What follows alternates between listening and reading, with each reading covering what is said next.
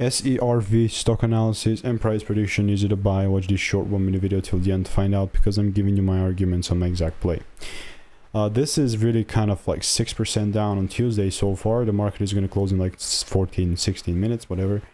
This is how my chart looks like. I'm relatively biased towards the bullish side, but that doesn't mean that I'm randomly going to be buying here. It's actually quite the opposite.